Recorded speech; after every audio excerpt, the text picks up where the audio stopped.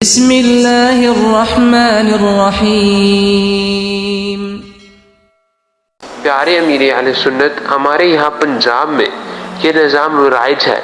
کہ جب دلہن کی رخصتی ہوتی ہے تو اس کے سر پر قرآن رکھا جاتا ہے، تو اس میں بتائیے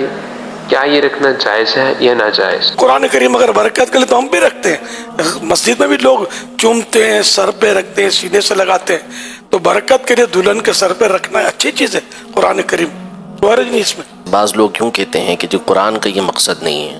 قرآن کا مقصد تو تھا کہ اس کو پڑھا جاتا، اسے سمجھا جاتا اور اس پر عمل کیا جاتا، تو یہ اس کے مقصد میں سے ہے۔ تو ایک تو یہ، دوسرا یہ کہ جیسے آپ نے فرمایا کہ ایک اچھا کام ہے، بھلائی والا کام ہے، اس میں کوئی خرابی نہیں ہے، لیکن اگر اسی کو کوئی یوں پیش نظر رکھ کر کہے کہ جی اس کے ساتھ جو ہے وہ بے پردہ عورتیں بھی قریب میں موجود ہوتی ہیں، یا وہاں پر کچھ دیر پہلے گانے چلے ہوتے ہیں، تو یہ سارے کام ہو رہے ہیں، اور بس جو ہے نا وہ دلہن کو رخصت کر کے سائے کے اندر اپنے دل کو منا لیے کہ ٹھیک ہے ہم قرآن کے سائے کے اندر دلہن کو رخصت کر رہے ہیں، اس کے سر پہ قرآن پاک رکھ رہے ہیں، تو اس طرح کے جو گفتگو کرتے ہیں اور اس انداز میں پھر اس کام سے روکنے کی کوشش کرتے ہیں، تو اس حوالے سے کچھ رہنمائی آپ ارشاد فرما دیں۔ دیکھیں اس میں تو کوئی شک نہیں کہ قرآن کریم ہر طرح سے باعث سے برکت ہے، اس کو دیکھنا، اس کو چھونا یہ بھی برکت والا ہے، اور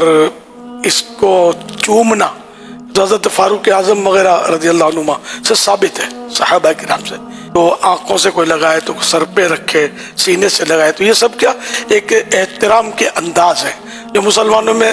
رائج ہے اور پرانے رائج ہے۔ اب کوئی مزید بھی احترام کا طریقہ نکلتا ہے تو شریعت کے خلاف نہیں ہے، تو روکا اس سے بھی جائے گا نہیں، درست ہوگا۔ یوں مطلب قرآن کریم میں ہے تو برکت، شفاء للناس، اس میں لوگوں کے لیے شفا ہے، یہ بھی ہے، اور بے شک اس کو پڑھنا بھی چاہیے، اس کو عمل بھی اس پہ کرنا چاہیے، اس سے تو کوئی بھی انکار نہیں کر سکتا، تو ہے ہمارا قرآن کریم تو رہنما ہے۔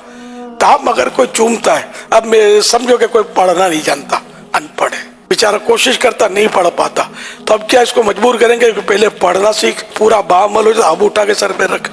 یہ تو نہیں کہا جائے گا ظاہر ہے۔ اب رہ کے اگر معاذ اللہ وہاں کوئی ڈھول ڈھمک کے بج رہے ہیں، تو یہ تو عام طور پہ مسلمان ایسے موقع پر تو احترام کرتا ہے کہ اذان بھی ہوتی ہے تو اس طرح کی چیزوں کو بند کر دیتے ہیں، کام اچھا ہی ہے، تو واقعی اس پہ اگر کوئی معاذ اللہ میوزک کا سلسلہ ہے، ڈھول بج رہے، تو یہ تو بند کرنا چاہیے، احترام کے لیے بھی، اور یہ ایسا بند کرنا چاہیے کہ ہمیشہ کے لیے بند کرنا چاہیے کہ تو ہیں گناہ کے کام، چاہے خوشی کے موقع پر آپ ڈھول بجائیں یا غم کے موقع پر، ہے تو گناہ کا کام، یہ تو نہیں ہونا چاہیے۔ اسی طرح بے پردگی یہ تو نہیں ہونی چاہیے، چاہے شادی میں ہو یا موت میت میں ہو، تو جو مطلب وہاں اس وقت گناہ ہو رہے ہوتے ہیں تو وہ تو واقعی اس کی تو مذمت کی جائے گی، لیکن آپ کوئی بے پردہ عورت ہے وہاں بالفرض، کچھ مرد بھی ہیں، تو اب قرآن کریم اگر کسی دلہن کے سر سے گزارا گیا تو اس پر کیا اس کو ناجائز کہیں گے؟ مثال کے طور پر کہ کوئی لوگ اپنے گناہ کے کام میں مشغول ہیں اور آپ نماز پڑھ رہے ہیں، تو کیا مطلب آپ گناہ گار ہو جائیں گے؟ مسجد کے پاس ڈھول بجتے ہوئے لوگ گزرتے ہیں، مسجد کی دکانیں کرائے کی ہوتی ہے، میوزک چل رہے ہوتے ہیں، تو اب کیا ایسی حالت میں مسجد میں نماز نہیں پڑھی جائے گی؟ روک دیا جائے گا کہ نہیں نماز مت پڑھو، پہلے اس کو بند کرو؟ واقعی اس کو بند ہونا چاہیے، اور مستقل بند ہونا چاہیے، نہ کہ نماز کے لیے، نہ کہ قرآن کے احترام کے لیے، بند ہونا ہی چاہیے۔ لیکن اب ہر گھر میں میوزک چل رہا ہوتا ہے، گانے بج رہے ہوتے ہیں، قرآن کریم میں تشریف فرما ہوتا ہے، تو یہ تھوڑی کہا جائے گا اب قرآن کریم یہاں مت رکھو،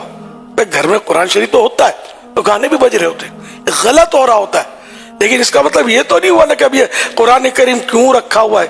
بلکہ یہ قرآن کریم جو تشریف فرما ہے، اس کی برکت سے انشاءاللہ کبھی نہ کبھی اس گھر سے گناہ رخصت ہو جائیں گے۔